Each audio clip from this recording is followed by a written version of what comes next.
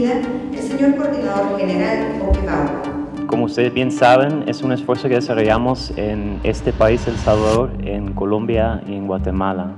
Es un esfuerzo que nace de una preocupación compartida entre dos organizaciones holandesas, siendo el CORDATE y el Instituto Holandés para la Democracia Multipartidaria. Una preocupación sobre la tendencia en creciente de conflictos socioambientales en la región de América Latina.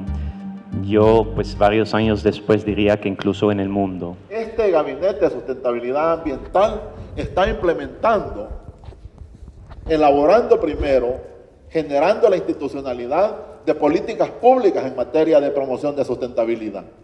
El reto es enorme, ya que las causas de deterioro del medio ambiente son de carácter estructural, como el modelo de producción, el modelo de consumo, estilos de vida y el modelo económico depredador de los recursos naturales.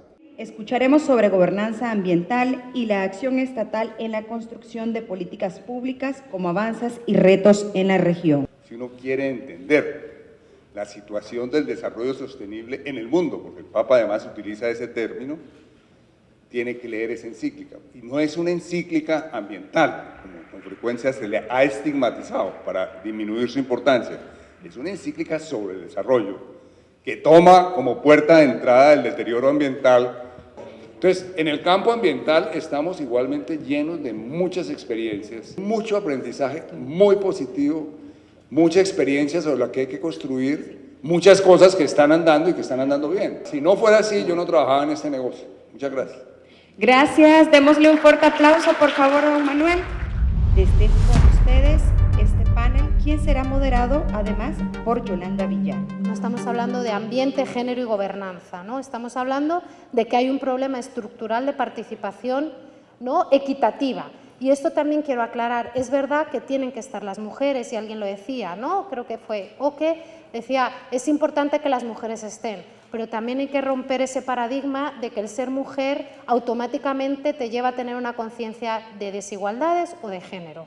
O, lo mismo, a que ser hombre conlleva que no tienes esa conciencia. Y las mujeres hicieron dos grandes invenciones para la humanidad. La primera es la agricultura, porque dado que ellas se quedaban a cuidar, ellas fueron en realidad quienes desarrollaron la agricultura, no fueron los varones. Y la segunda, el segundo gran invento para la humanidad es el enfoque de género, porque con eso vamos a transformar todo el Estado mismo, o sea, la primera invención que hicieron los hombres. Porque el único problema con esa invención que hicieron los hombres a partir de la especialización, de la división sexual del trabajo y de los roles que les tocaban, fue que hicieron un Estado también que dijeron, eso me toca a mí, a ti no te toca, no te preocupes. Entonces hicieron un Estado que excluyó a las mujeres de la ciudadanía y de la estructura toda.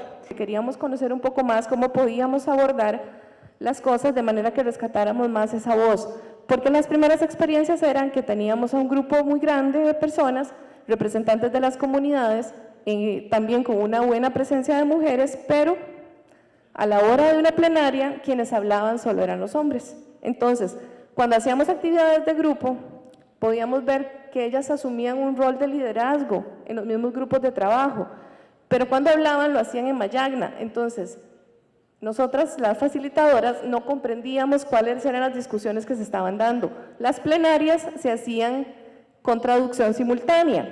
Sin embargo, quienes hablaban solamente eran hombres. La Comisión de Medio Ambiente y Cambio Climático, realmente es un honor poder acompañar este tercer encuentro internacional sobre gobernanza en nuestros países, Guatemala, Colombia, El Salvador y Costa Rica. El tema de esta mañana está relacionado con el rol que le corresponde al Parlamento, a la Asamblea Legislativa. Son tres temas que la discusión parlamentaria tiene que dar cuenta, porque creo que ahora más que nunca el punto de inflexión sobre la toma de decisiones en nuestros países tiene que ir amalgamado en esta visión en que la humanidad tiene que dar un salto cualitativo. No hay nada más transfronterizo que los recursos naturales, porque las fronteras las pusimos nosotros. O sea, los ríos, la biodiversidad, o sea, estaba ahí antes de que llegara el ser humano y pusiera las fronteras.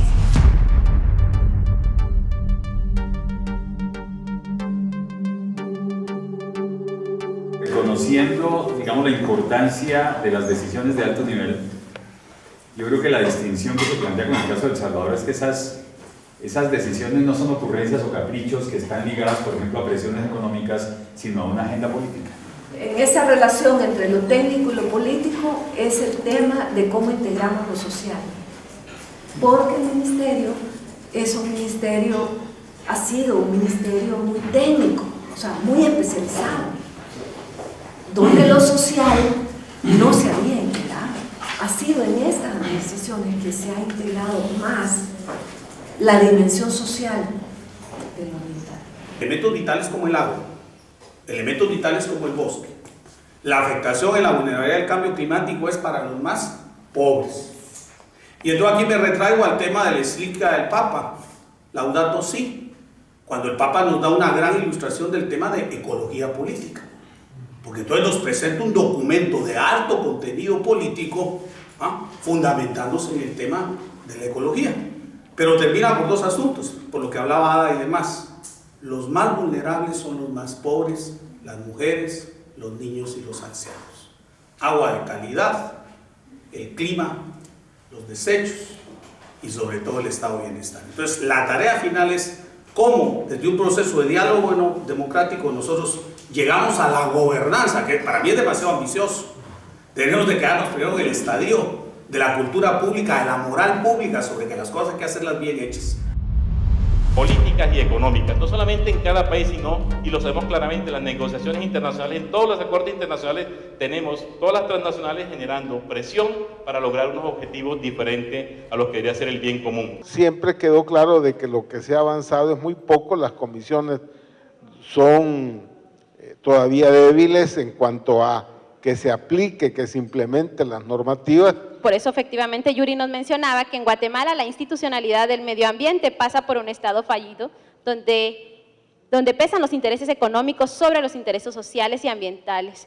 Puede significar, por ejemplo, una directriz desde arriba, desde niveles presidenciales, que se plasma y se traduce en acciones de las entidades comprometidas con el tema ambiental, que es un poco el caso que yo percibí en la presentación de Sonia sobre El Salvador.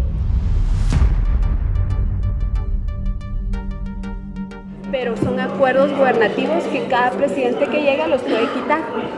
Y entonces manda la orden al ministro o al secretario y ellos también hacen una resolución o un acuerdo que también el que quiera lo quita. Un condicionamiento al poder político, pero también una limitación sobre la gestión de la gerencia pública, por limitación de presupuesto, por la complicación de los dictámenes legales. Más se ven intereses económicos, se decía en la discusión. Los retos es parte de un legado, manifestábamos también, en base a conflictos que se han vivido, masacres, y todo eso nos ha llevado a una lucha para exigir los derechos. No es lo mismo, participación social no se puede hacer sin enfoque de género y de pueblos indígenas, pero pueblos indígenas y género no es participación social y hay que tener mucho cuidado en eso. Primero que todo, se debe como mínimo responder a los acuerdos internacionales a los que se comprometen los países en materia del medio ambiente.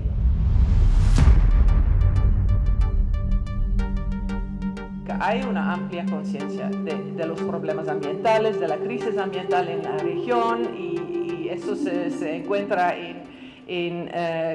cuando hablas con campesinos o con grupos indígenas, con partidos políticos, pero también hacia un nivel alto en la política y también entre élites económicas. Yo creo que en general hay una conciencia sobre los problemas que vemos. Solamente que en general también muchos actores y sobre todo los actores que tienen poder no le dan tanta prioridad que dan a otros temas. Entonces eso, yo pienso que aquí se encuentra un gran desafío de utilizar esta conciencia que hay para hacer cambios y para que suba la prioridad en las agendas de todos los actores. creo que nos traza una ruta también, no solamente en las conclusiones que plantea, sino en la necesidad de cooperación a nivel internacional. Yo creo que la construcción de una agenda de América Latina es necesaria. Estamos viendo en estos últimos años cómo la vida de nuestras poblaciones y cómo los derechos humanos se profundizan cada vez más y precisamente por el manejo de los bienes naturales. No podemos quedarnos calladas, las procuradurías en primer lugar, esa es la primera labor, ¿verdad? Y en ese sentido, lo que nosotros percibimos desde la Procuraduría y como nosotros medimos también la gobernanza ambiental y en este país también es la calidad de defensa que se hace a los defensores y defensoras en materia de medio ambiente. Y en los últimos años vemos que tanto Colombia, Guatemala no se diga, ¿verdad? Los compañeros y las compañeras de Guatemala que estamos en contacto, conocemos la realidad, pero El Salvador no es excluyente de esto, ¿verdad?